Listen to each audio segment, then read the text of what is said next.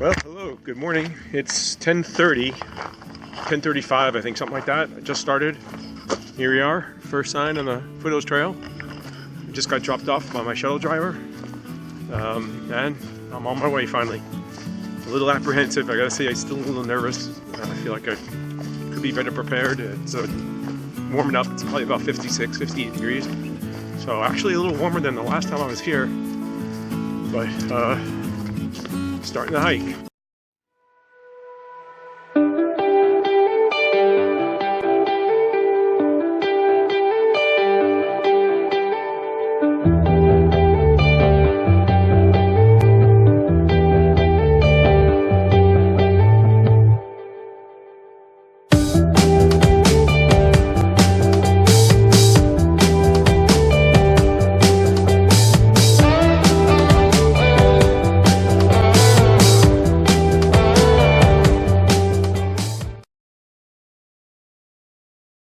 Supposed to be sunny, get up into the upper 60s today. Did run across a hunter or two on the way up here, a gentleman that knew the shuttle driver, and they were talking. He didn't see any deer, but due to that I decided to put my little orange stuff sack on top. I'm hoping that'll keep someone from trying to think I'm a deer, although I hope the blue, and of course probably my heavy breathing as I huff and puff along the trail, will stop anyone from thinking I'm a deer. So, but just starting. I'm hoping to do at least 8. If I could do 10 miles today, I'd be really happy. If I could reach Burroughs Ford, I don't know if that's too ambitious, but I'm gonna do my best. So, just starting out, doing well. First couple of steps here. So, and like I said, we just left Oconee, got 76.2 miles to go. And I'll check in a little later as we get along some of the passes. I'm going to try and report back in how the trail looks for the maintenance crews to come out, if there's any type of issue. Let me take this off. I hike better without them. I need them for reading, but actually, I notice I tend to fall more. My pack is new, my tent is new since I was out here last, my sleeping bag is going to be new.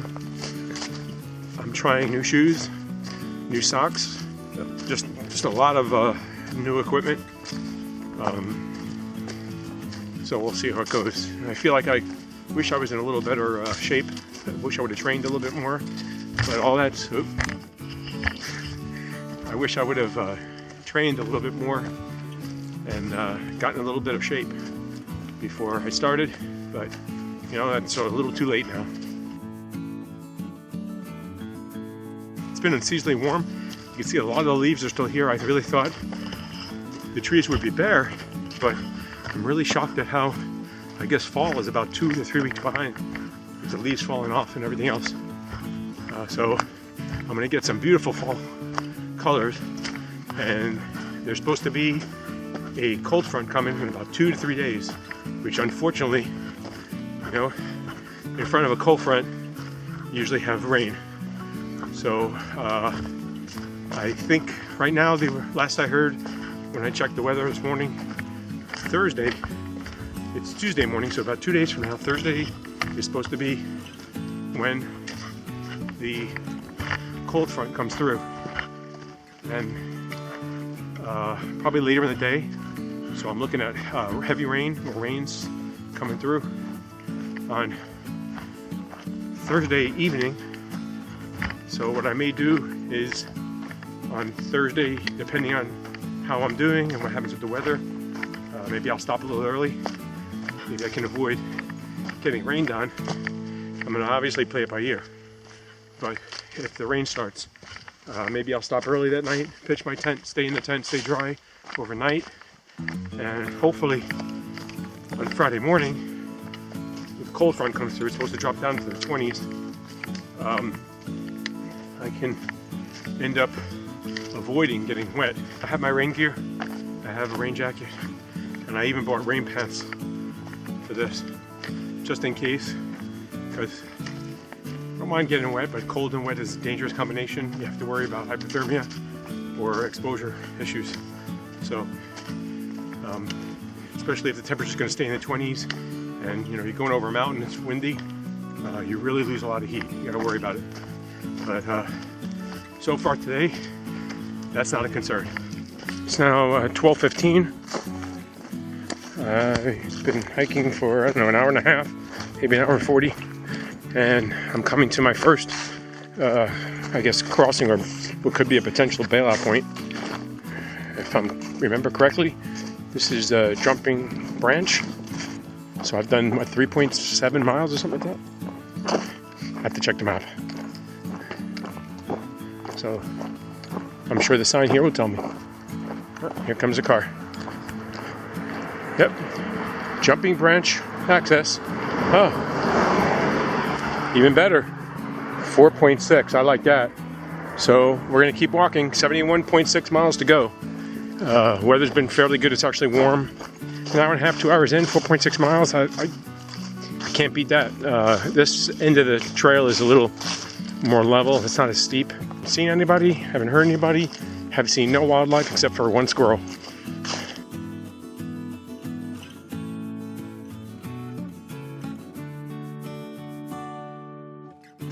Just keep putting out the miles. Just keep trudging along, following the blazes. So, not much else to do. So, I start thinking to myself, yeah, I volunteer for this, to pay for this, to do this. But in the end, some of the sights you see, and this altitude, and just the time, you know, spent thinking sometimes, not always. Sometimes I'm just mindless on autopilot. And other times, you think about things, you know, life, family, work, friends, different things. So that time is obviously welcome. I don't have to worry about answering a phone, answering calls, solving problems too much. My only problems I gotta solve is keep walking. Am I on the trail? Did I miss the turnoff? And where am I gonna stop to eat? Or where can I get water and camp for the night?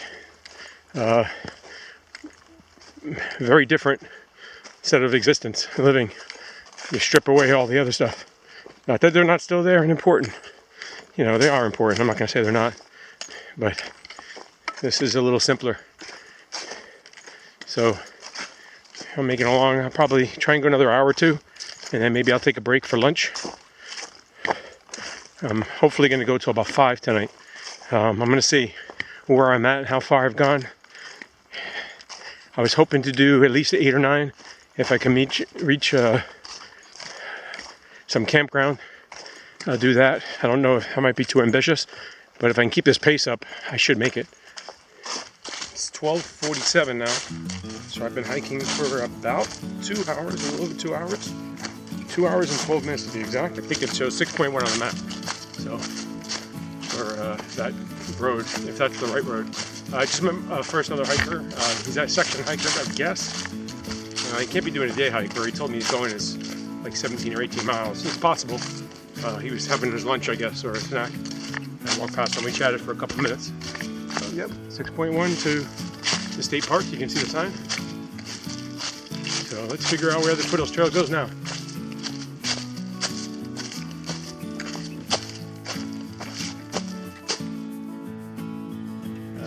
No, I need to go somewhere else. So.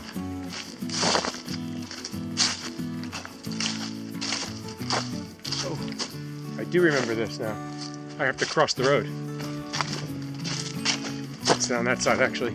I should have stayed to the right. This is a spot where last time I saw a deer here, and they had some real bad blowdowns that were blocking this entrance. I guess it's Chihoe road access. And there we go. So 6 miles or 6.1 from the state park, already done. So I'm pretty happy with that. And I believe I have to go across the way here. Crossing 7. Not too much traffic in sight, as you can tell. Nicholson Ford is 1.5, and Burroughs Ford is 10.4. I think Burroughs Ford is a little bit too ambitious for me today, but I might be able to do a 16-mile day. It's possible. We'll see how the legs hold up. Weather's beautiful. I'm getting a nice cool breeze here. I can feel it. so far. The trail's been clearly pretty well marked. There's 1 or 2 spots you just got to take your time, stop and look. You know, I get a lot of I've got some questions before about, you know, can you do this trail or can you do most trails without a map or a guidebook or something like that? You know, really you can. The Foothills Trail, you can easily hike this just by following the blazes. All you got to do is be able to follow the blazes on the trees, and pretty much, you know, intuitively, if you look at the trail, you can see the path. And every once in a while, you know, you might have to just stop and think. But, you know, you should have some map. I would never suggest you go out without some sort of backup. Paper is best. I like paper because it doesn't fail. You know, unless you bring regular paper and it gets wet, it gets torn. But a map is always going to be good. Anything electronic, and I rely on electronics. I have multiple layers. I have my GPS and my personal locating beacon. So it does double as a GPS. So at least I can find my way around. I don't use it to navigate though. I just use it to track my distance and where I'm at, and to communicate with my family, let them know I'm fine. Your phone GPS works even when it's in airplane mode. It's still receiving a signal from the satellites and can update its position. So, you know, there's plenty of programs. I have a program in there as well. There's plenty of apps you can use to track your location. So you really don't need to go crazy. You can buy a map program like All Trails or some of the other programs that keep track of where you are, and you can use that for navigation.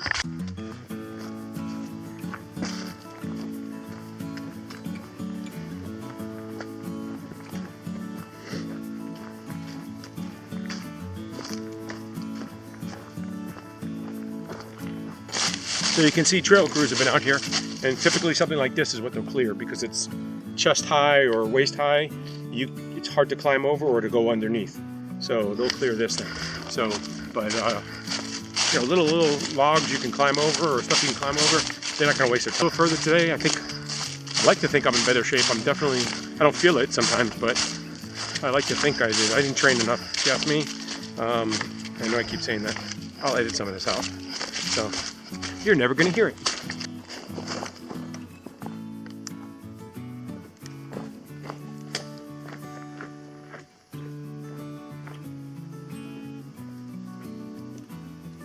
I'm going to keep going, coming to a little crossroad here, and I got to go straight. The trail, Chattooga Trail, I guess south. I'm at the crossroads with the Chattooga Trail and the Foothills Trail. So I'm going to continue going northbound. And anytime you see double blazes like this, it means you have to continue going straight. The green is another trail. I'm assuming that's the Chattooga Trail. So these blazes tell you keep going straight, and since I'm using white blazes for the Foothills Trail, I know I have to continue going straight. If you see them offset to one side, and I'll take a picture later, that tells you that the trail is going to turn. Be prepared for a turn, look for it. I decided to stop for lunch. It's about 2:30, 2:37 to be exact. Just going to have two tortillas with some peanut butter. You can see, or hear, and there you can see the river, the Chattooga River. I'll be getting a lot closer to it soon, and I'll also be replenishing my water from there as well. Get it down on the trail to where it joins the Chattooga River. Got this little beach here. Obviously someone's been along here today. I can see some footprints in there. The sun's going down. Got a little while though. I'm still hoping to do like another 80 minutes of hiking. Since it's only 3:15, I figure I can go till 4:30, maybe even 4:45 until sundown at 5:30, I think it is. The river is actually beautiful. The sounds are nice. There's little falls here as it spills down, and it's pretty clear. You can see right through it. So, pretty good. Pretty impressive. So, and it's amazing how loud it gets when you're near it, and how the sound drops off with just a couple of feet distance from the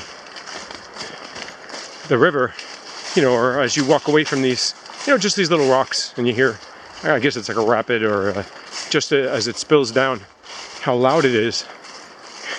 You can hear it, but it drops off very quickly as well. So as you get further away, so it's just amazing. And then the quietness of the woods and the forest, just come right back to you. It's pretty amazing. So as always, you know, there's different types of beauty in the world, and I don't know, you know, everybody has their own. That's why they make, we're different personalities, but I can appreciate this as much as I could, you know, a mountain out west with snow on top, or, you know, just desert. It's all still beautiful. So you don't have to compare one to the other. You can appreciate it for what it is. You know, nature, God's beauty, whatever it is, but it's pretty amazing. This planet we live on, and all the different types of beauty there is, and the beauty of the design, I guess, if you believe in that. If you believe, whether you're a creationist or whatever, there's still definitely something to be said for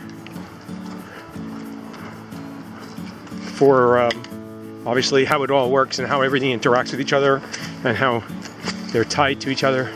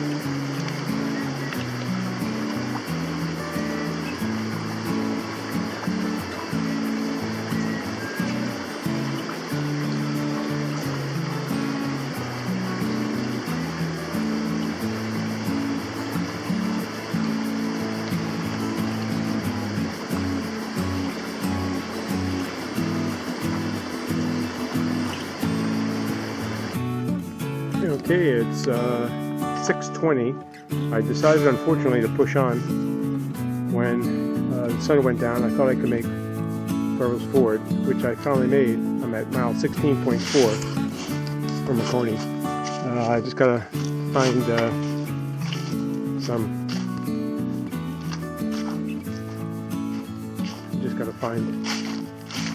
campsite here, which see some other people here.